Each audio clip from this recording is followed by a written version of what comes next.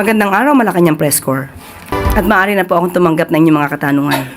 First question, Christian Yusores, DZMBM. Good afternoon po, Yusek. Na-inform po ba ng BJMP ang Malacanang tungkol po doon sa umano'y makailang beses na pagbisita ni Vice President Sara Duterte sa Camp Bagong Diwa ng 10 oras ng gabi? Ano pong impormasyon yung nakarating sa Malacanang? Sa ngayon ay wala pa po rin na ibibigay sa ating kung anong update patungkol po dyan. At kung meron man pong ganitong instance, siguro po ay alamin po natin mula sa DILG. Tingnan na lang po natin.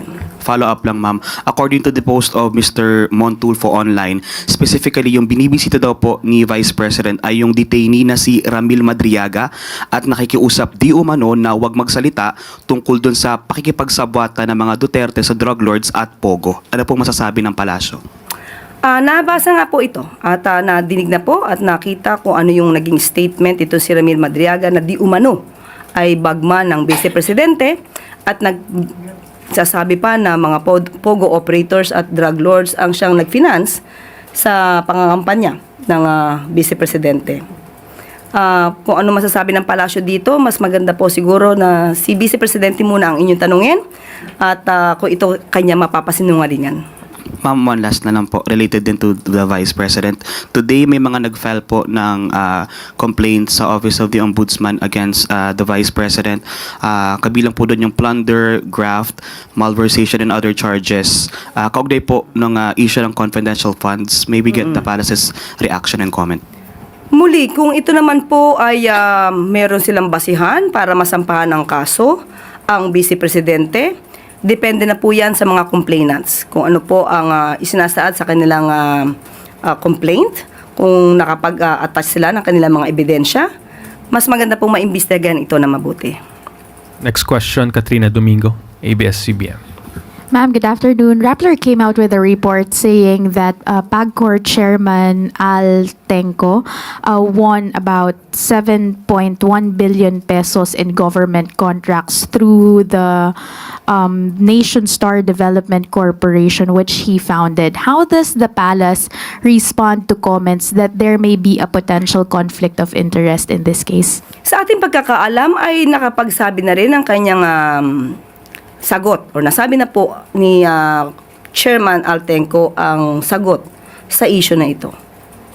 So, doon na naman po tayo. Yun na naman po ang ating masasabi dyan. Ma'am, follow-up question lang po. How does the palace assure the public that the awarding of certain contracts to Altenco's company are quite fair and not based on Altenco's ties with or closeness with the first couple, considering na ilan po sa malalaking proyekto niya ay directly linked with the Marcos couple? First is yung West Visayas State University College of Law School, where the First Lady teaches. It's pegged at around 779 million pesos. There's also a project ng multipurpose facility in the President's hometown in Batac, Ilocos Norte, as well as the very completion of this new executive building amounting to 278 million pesos. Kung dumaan naman po ito sa tamang proseso at kung ito po ba ang kumpanya nito ay konektado pa ba si Chairman Altenco, doon na lang po siguro tayo magbase. Kung ito naman po ay hindi mako-question ang kalidad ng kanyang pagkakagawa at wala namang masasabing anomalya, doon na lamang po muna tayo dahil mismong si Chairman Altenco na po ang nagsabi na siya'y walang kinalaman dito. Last, ma'am, you see no need to review the contracts considering na what happened with Silver Wolves Construction is also quite similar in the sense na baka may potential conflict of interest. Mas maganda po siguro kung mayroong nagbibintang, magbigay na sila agad ng ebidensya para ma-review po.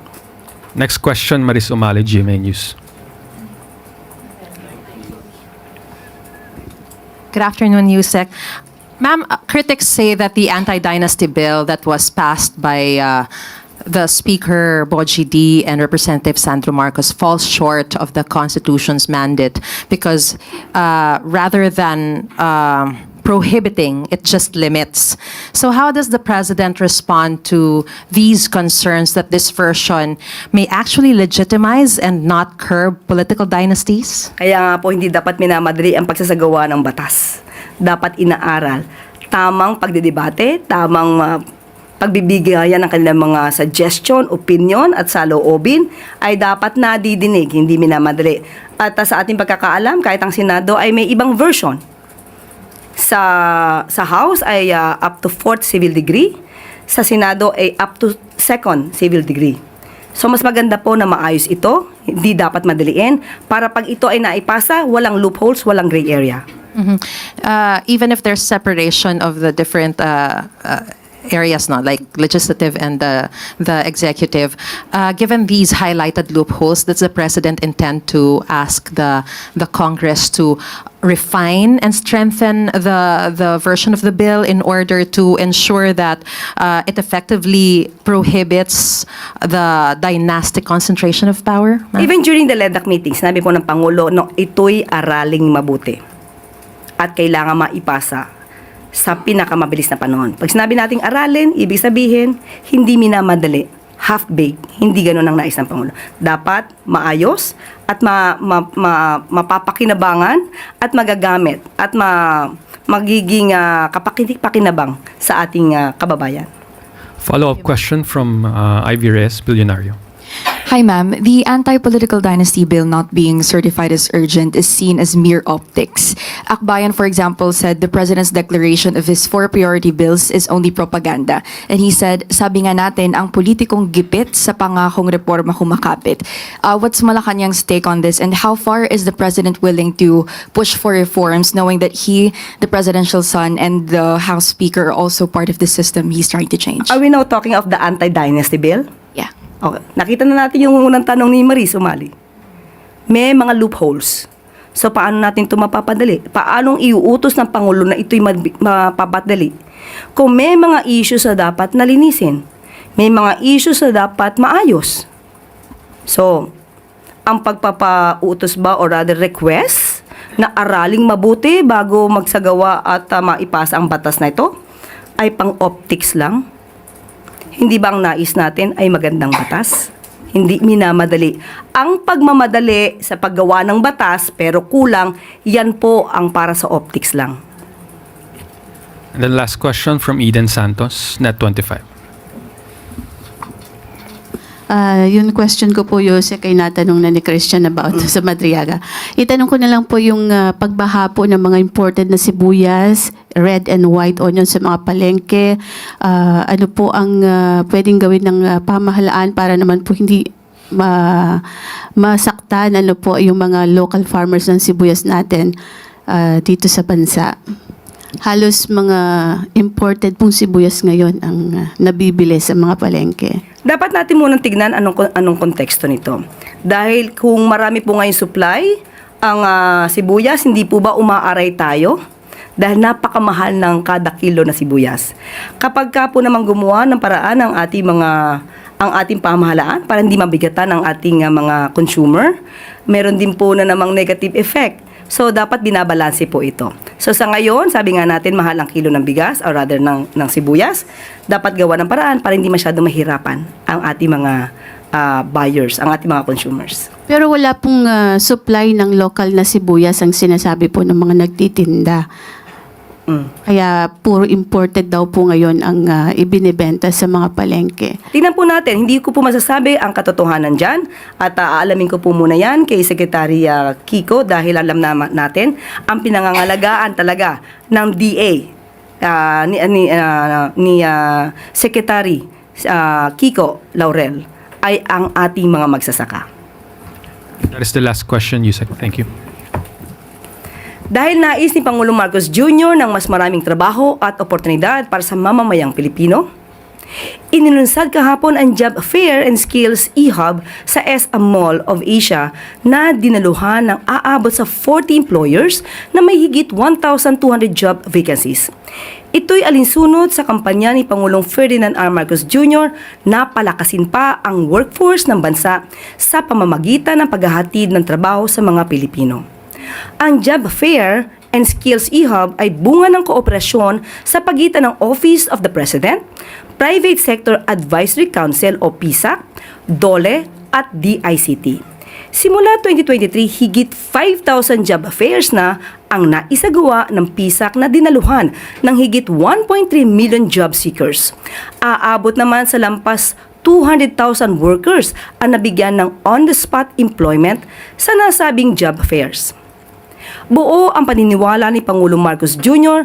sa husay at kakayanan ng manggagawang Pilipino.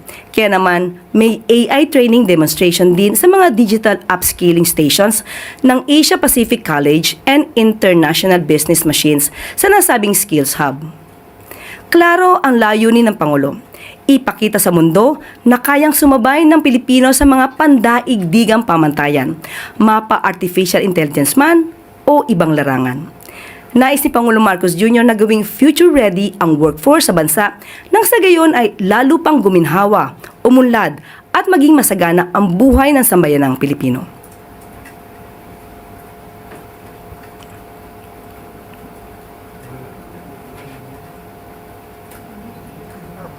To uplift the lives of our people.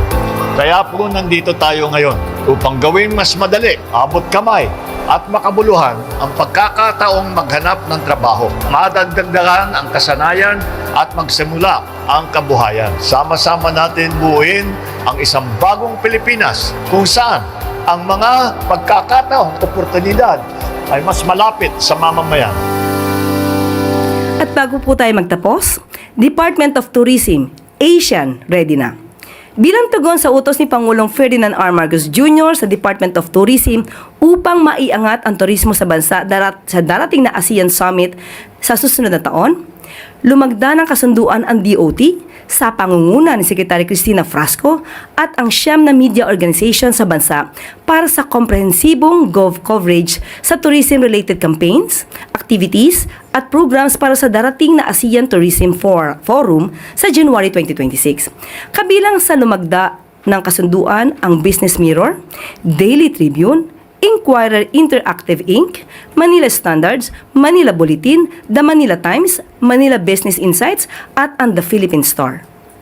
Lumagda pa rin ng kasunduan ang DOT at Signal TV upang mabigyan ng libreng airtime para sa promotion ng top tourist destinations sa bansa. Sa ilalim ng kasunduan, inaasahang magbibigay ng promotional support, editorial coverage at pagpapatibay sa information campaign ng DOT. Sa ilalim ng administrasyon ni Pangulong Marcos Jr., ang mga pribado at publikong sektor ay nagtutulong-tulong upang isulong ang turismo ng bansa.